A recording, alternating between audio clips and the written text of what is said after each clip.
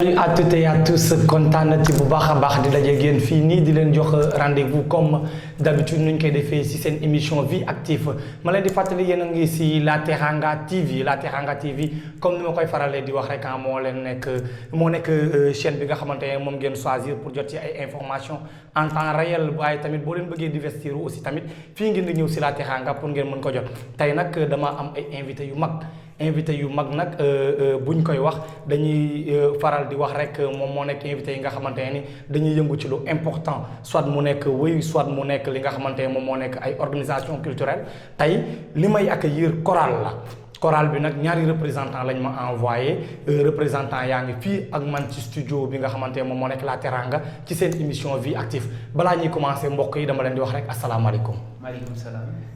sëñ bi na nga def. maa ngi fi. baal ñu fàttali ñu tur bi s'il vous plaît. waaw man maa ngi tudd Blaise Jonathan Diamé secrétaire de la chorale Saint-Augustin. secrétaire de la chorale Saint-Augustin soxna si na nga def. maa ngi fi. yaa ngi si jàmm. maa ngi si jàmm baal ñu fàttali ñu tur bi. man maa ngi tudd Angelina Gomis choriste. Angelina Gomis choriste Blaise choriste ça veut dire que tey chorale la ñuy waxtaanee. waxoon naa leen tout à l'heure ci ñi nga xamante dañuy yëngu ci lu important la ñuy invité fii si La Teranga si seen émission vie active en tout cas Angelina mu ngi fi en tout cas Blaise mu ngi fi Blaise ngeen ni choriste lan mooy chorale. chorale ensemble de personnes yoo xam ne dañuy woy plusieurs voix ci biir voix yooyu dinañ distinguer ténor basse alti soprane mooy voix principale bi moom la ñëpp di tàmm di woy sooy déglu nit ñi moom la ñuy tàmm di woy parce que moom la ñu gën a dégg. waaw mais loolu doy na waar c'est extraordinaire ensemble de personnes ñun ñu bari ça veut dire bu ñu koy wolofal ñoom ñoo nar a nekk di wëyandoo en même temps est-ce que di ngeen déggante. dinañ déggante bien que c'est pas facile bon kii day woy fii kii di woy fii mais à la fin on se retrouve. Angelina dafay mel ni kon donc ñii bu ñuy woy ci kaw ñii dañuy woy ci suuf wala nu mu demee noonu wala da ngeen di yorandoo ay genre musique yu bari yu différent la wala. effectivement soprano moom mooy jël voix bi nga xamante ne moom moo gën a aigu alti xaw a jël basse bi lu xaw a yem tuuti ténor yi comme genre soprano ñoom tamit seen voix day xaw a élevé basse yi de même que alti dañuy woy nànk ñoom tamit mais à la fin ñun ñëpp même kii lay doon même son lay doon. en tout cas mbokk yi loolu neex na trop man de yàkkamti naa déglu fi nga xamante ne ni chorale da ci woy comme ça ma mën a apprécier loolu nga xamante ne moom moo nekk chant yi nga xamante ne dañ koy def en tout cas waaye tamit ñu ngi ñuy fàttali tout à l'heure que ni seen chorale bi mu ngi tudd Saint-Augustin des Niayes ñu ñuy xamal ni le 13 mai 2017 da ngeen am benn événement bi ngeen di waajal. waaw le 13 comme ni mu ko tàmmee di waxee suñu 13 1 3 bi. pour bañal nettali bi. mooy sama slogan bañal nettali parce que le 13 boobu dina neex trop. dañu fas yéene sargal suñu papa Albert Sagna père fondateur chorale bi moom depuis des années moom moo taxawal chorale bi bon ñu ne il est temps ñu jukkal ko parce que on a tendance à voir au Sénégal balaa ñuy delloo njukkal fekk nit ki ñëwatu fi ba pare. nous voulons apporter notre pierre à l'édifice. Voilà. D'accord ci lan ngeen koy sargalee da ngeen di def taani biir wala sabar lan la noonu. non ce sera une nuit du chant chorale. D'accord. chorale yi lay doon invité d'autres chorales suñu chorale ak d'autres chorales ñu ñëw màggal bés bi rendre hommage à notre père Albert Sagna. Lagina loolu dina neex de. waaw dina romb neex parce que dañ ciy màggal ki nga xamante ne moom mooy Albert Sagna premier maître de chœur de la chapelle Saint-Augustin des Niayes parce que pour rappel la chorale a été créée en 1979. D'accord. par Albert Sagna looloo tax ñu ne dañ koy delloo njukkal malgré ne il fonctionne plus à la chorale mais tamit. am na kii pour ñu njukkal ko tamit teral ko si loolu dañuy organiser le 13 comme ni nga ko waxee benn chorale yi et nous avons la participation des chorales tels que Sainte-Cécile de Malika. D'accord. Il y a Saint-Quisito de Las Balbans. Il y a aussi les anciens de Saint-Ulvès. D'accord. Et il y a aussi le chœur de Angels Voice de Mipa.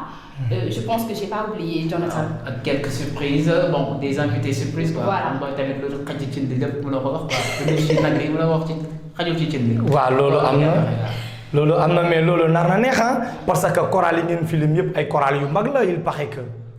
si ay chorale yu mag la tamit ñoo ngi woo ñëpp daal ñoo ngi woo ñëpp ay chorale yu mag la ñuy invité pour ñu ñëw ñu suñu amoon daal dinañu invité yeneen mais xam nga rek guddi gi day xaw a gàtt loolu tax ñu tënk ko ci chorale yooyu.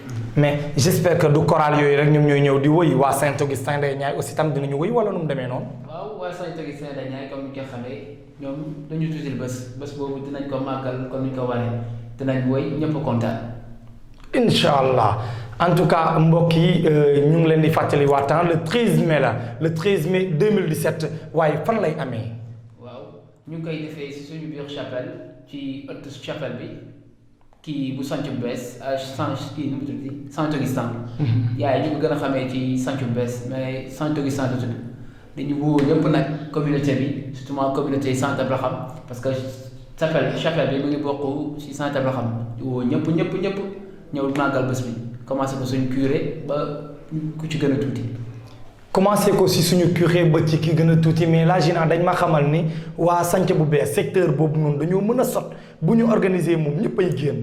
waaw dëgg la complicité boobu am na cinq kisito nit ñi dañoo déggoo te en plus kenn wootee rek ñëpp ñëw man tamit juste fu Jonathan jeexalee fa lay commencer par rapport au lancement ñoo ngi woo ñëpp surtout les anciens choristes. parce que ñoom ñoo moom xew mi parce que Albert ñun lu ñu jot a vivre ak moom bëriwut ñoom les anciens ñoom ñoo jot a xam kan mooy Albert Sagna et tout ñoo ngi leen di woo ñoom ñëpp ñu ñëw ndax loolu jar du yomb daal comme ni koy waxee le 13 suñu 13 la ñoo ko moom. bañal narta yomb donc yéen anciens yi sa kon yéen yaa leen gënal moom mbir mi parce que yéen yaa leen xam maestro bi nga xamante ne moom la ñu nekk di sargal noonu maestro bi nga xamante ne moom moo nekk maître de chœur bi nga xam ne moom moo créé chorale Santhie Augustin de Niayes en tout cas ma fàttali leen mbokk yi encore une fois de plus le 13 mai ci Santhie bu bees le 13 mai 2017 guddi goo xam ne kenn du ko fàtte guddi gi nan la tudd. nuit du chant choral. nuit du chant choral. mais du amaale yeneen mélange yoo xamante ne da ciy nekkaale ci biir programme bi. waaw xam nga lu mu la sànk rek. lu xaj ci nag li lu duuf ci nag li lépp xajul ci cin li soo ko fi naree wax nit ku bëgg a xam rek na nga jaww ci bés bi la 13. mais xaar la Gina léegi damay ñëw ci yow Gina moom dama koy bàyyi mais ñamal ñu si tuuti xanaa. waa dëgg la moom nu ko waxee mënuñoo wax lépp mais quand même y aura la participation de quelques artistes comme waa Defal Nice Habib ak Joyce la charmante Joyce. ak ki nga xamante ne moom mooy le chanteur de l'éternel du patron mais mënuñu wax lépp. surprise.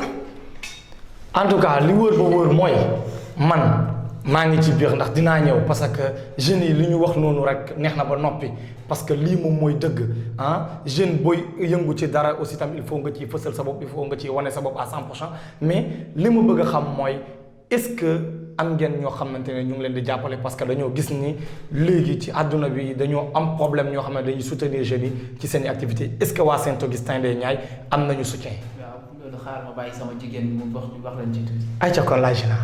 Nous avons le soutien de notre tata Mélanie Mendy. nga xamante ne tout le temps su chorale bi xewlee rek suñ ko waxee rek day ñëw y a aussi ta Félicia.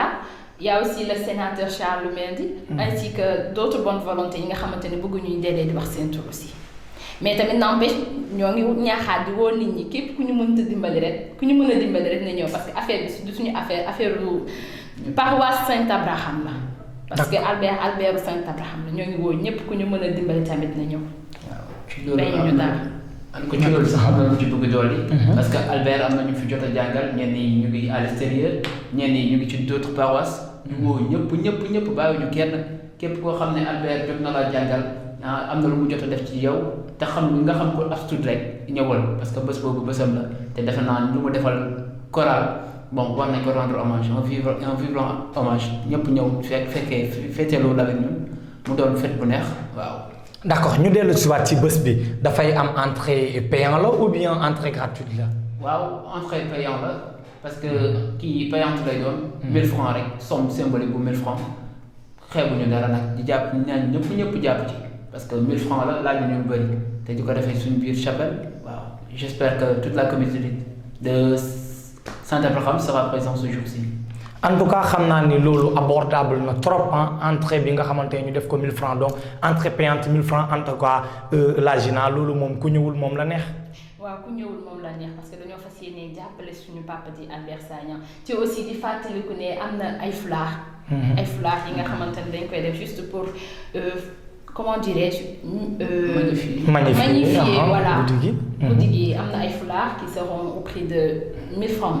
1000 francs tamit di wax ñëpp ñu ñëw parce que suñu neexoon ñu xaar ba Albert gaañu ñu soo ko def mais non parce que balaa moo gën a neex nit ki nga koy rendre hommage il faut lui rendre de son vivant loolu tax mu choisir nii rendre ko parce que moom il a beaucoup fait pour la chorale. en tout cas loolu moom mooy xel bu yeewu la ngay bàyyi ba nit ki sori la nit ki dem nga koy soog a def ci ginnaawam da nga ko def de son vivant mu comprendre importance bi nga xamante ne mu ngi koy am ci yow waaye nag xam nga ñan lay layte ana seen allié yi femmes yu jàmbaar yooyu nga xam ne say bu Saint-Augustin des Niayes organisé rek ñu nekk foofu noonu moom mooy femme catholique yi ana ñu naka la ñuy paree bés bi. waaw ñoom tamit de leur côté nanguñu ko wax xam naa surprise lay doon parce que maire yi ñoom ba léegi nanguñu wax parce que d'autant plus que jabaru Albert Sagna tamit elle est femme catholique xam naa ñoom tamit puisque maire yi dañoo jóge ñoom xam naa surprise la ñuy defar mais tamit ñoo ngi koy préparé bu baax parce que ci famille même am na ñi nga xamante ne ay choristes Albert la ñu woon. d'accord. mais Albert il a beaucoup fait alors pour seen paroisse bi. waaw il a beaucoup fait pour notre chapelle Saint-Augustin waaw moo tax bés boobu dañuy ñaan ñëpp kon nu koy waxee rek. ñëpp na ñëpp teew jàppale ñu ñëw won ko fu ñu ko teg. parce que il a beaucoup fait te il mérite plus mais comme que les moyens font défaut di lañ ko mën a njukkale bon ñu jàpp ci ñëpp ñëw ku mun ñëw tamit bon na nga yónnee wala bon nga montrer sa présence à travers ce concert. d'accord waaw si loolu Germain parce que Albert Sagna depuis 1972 ñoom ñoo ngi dëkkee woon xaar bi foofu la commencé woon ba ñu def leen seen déplacement bi indi leen sanc en 1979 parce que moom à l'âge de 14 ans le bokk ci chorale commencé jàng mais autant moom jànguloon musique si lañ ko dugalee conservatoire pour ñu jàng musique et tout noonu la def sacrifié wu à chaque fois chaque jour presque nga ñëw di jàngal ba la plupart daal ñoom ñoo tax Albert moo leen jàngal sax musique mën nañ ci ràññee ay ñoom Gaston ñoom André Silva et les Tipsy Nicolas et Jo Coria et autres. mais samay xarit rek la lima le grand Gaston maa ngi koy nuyu de passage ñoom André Silva ñu ngi leen di nuyu bu baax a baax en tout cas alors bés bi ku ko dégg dina xam ne bés bu mag la bés bu nar a fàcc la trop est-ce que tracé ngeen benn plan de communication boo leen fas yéene élaboré pour dem ci bés bi. waaw commencé nañ ko depuis fort longtemps commencé nañ ko jàllale ci Facebook WhatsApp mooy réseaux sociaux yi. bàyyiwuñu dara xeebuñu dara commencé nañ d'ici sous peu de temps. commencé jàll si structure yi di leen ko wax. pour ñu ñëpp mën a xam ne ni Albert ñëpp la ñëpp impliqué wu bon bés bi doon bés bu màgg comme ni ñu ko tàmmee di waxee rek. d'accord la Gina en tout cas ñun liñ leen ci mën a wax daal mooy en tout cas ñun ñu ngi pare bu baax a baax mais dafa am ay t-shirt ay Lacoste ou bien ay tissus yoo xam ne génn na pour gën a rafetal bés bi wala amul. Non, à part foulard yi. Il y a des tenues, te tenues c'est pour les choristes. C'est pour les choristes. C'est pour les choristes. D'accord. Parce que dañoo xool xam ne dafa jàmp parce que ñoo ngi soogay jógee ci fête. pag yi looloo tax ñu ne population bi communauté Santhiou Bes xaalis daal mooy loolu puisque jamono gi dafa xaw a dëgg. xaalis mooy looloo tax daal ñu préféré defar ay foulard. ay écharpe voilà. léegi écharpe yooyu noonu dañ koy jaay wala dañ koy maye. Jonathan wax voilà. Les écharpes sont échangées au prix de 1000 francs. 1000 francs d'accord pour jàppale parce que tamit bon chorale bi day rendre hommage en même temps dafa bëgg sukkali boppam parce que tamit métti na trop majeure partie choristes yi ay élèves lañ ñi ay étudiants ñii tamit seen liggéey demeewul noonu bëgg nañ au moins suñ ci jógee am ay matériels yoo xam ne yu baax la di ñaan tamit di jàllale ci kii bi message bi bépp bonne volonté bu fi ne mën ñu jàppale ñu ngi ci tàllal suñu loxo di ko xaar. En tout cas la Teranga point info la Teranga TV en action ci li nga xamante ne moom mooy seen émission vie active tey ma dalaloon li nga xamante ne moom mooy chorale Saint-Augustin des Niayes ñu ñuy xamal ni dañuy def seen nuit du chant choral le 13 mai 2017 fële ci sanc bu bees Guédiawaye Blaise ma bàyyi la nga tàggatoo ak mbokk yi. waaw di la remercier yow mi ñu teelal fii tey remercier waa télé bi bàyyi ñu kenn di ñaan ñëpp comme ñu ngi ko sànq nu ko waxee ñaan ñëpp ñëw jàpp ci bés bi ñu màggal bés bi voilà c'est tout ce que j'avais à dire. Merci beaucoup la Gina. De même ñu ngi lay remercier di invité tamit waa Teranga Info di la invité yow tamit ngeen ñëwaale yéen ñëpp di lancer appel rek na ñëpp ñëw na communauté Saint-Abraham bi ñëw waa Santhiou bu bees surtout les anciens choristes parce que sànq ba léegi maa ngi insister parce que ñoom ñoo moom xel bi dëgg la ay xale la ñu ñoo am xel bi def ko mais tamit ñoom ñoo ñu njëkk a xam Albert Sagna ñoo ngi invité ñëpp daal ñu ñëw. en tout cas ñu ngi invité ñëpp ñu ñëw en tout cas ma leen di xamal ni la Teranga vitrine du Sénégal la Teranga fi nga xamante ni saay boo fi ñëwee rek di nga jot information en temps réel waaye tamit saay boo ñëwee rek di nga jëlee xam-xam di nga jëlee doole comme ni ma leen koy waxee d'habitude ndax dama leen ne doole mooy li nga xamante ni day nekk ci yow da nga koy jot soit mu nekk doole ci kaddu ci làmmiñ mu mën laa njëriñ mu nekk doole ci yaram mu mën laa njëriñ aussi tamit doole tamit ñu mën koo amee ci yeneen anam en tout cas fii ci la Teranga nii la ñu àndante woon ak li nga xamante moom mooy Chorale Saint-Augustin des Niayes pour jox leen li nga xam ne moom mooy programme bi waaye tamit xamal leen li ñuy xaar ci Vie Active ba ëllëg ak beneen numéro merci beaucoup ak Germain Mendy la woon ñu koy wooyu DJ Zizi merci mes chers